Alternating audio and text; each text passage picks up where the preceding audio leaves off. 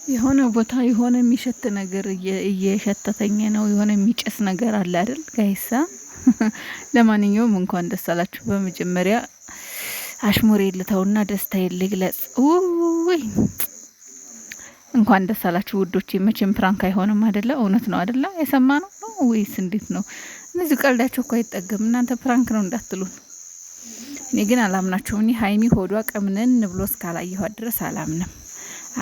መቼም ላምን አልችልም። ለማንኛውም እዛ ጋ ማንሽ እንትናዬ ተስፋ ቆረጭ። እሺ ተስፋ ቆረጭ። እሺ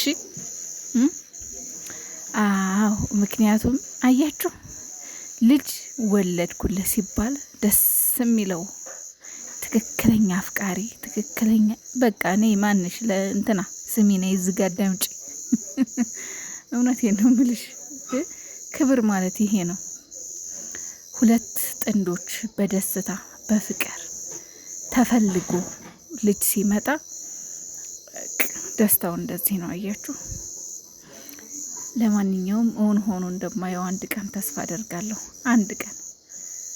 አንድ ቀን እውን ይሆናል ብዬ ተስፋ አደርጋለሁ።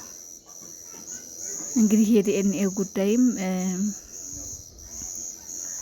ትንሽ ቀን የቀረው ብሏል። እኔ ግን ውጤቱን ያወቁት ነበር የመሰለኝ። አልታወቀም ነው ወይስ የድጋሚ ዲኤንኤው እንዴት ነው ነገሩ? ብቻ ግን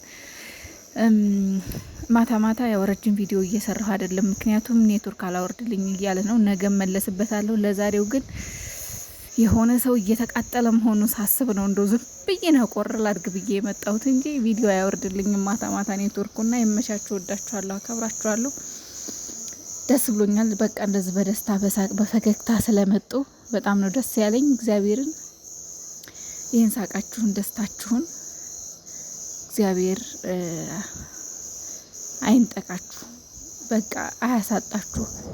የእናንተን ሰላም ሊነሳ የሚሞክርን ሰው መድኃኔዓለም በሩቅ ያርግላችሁ።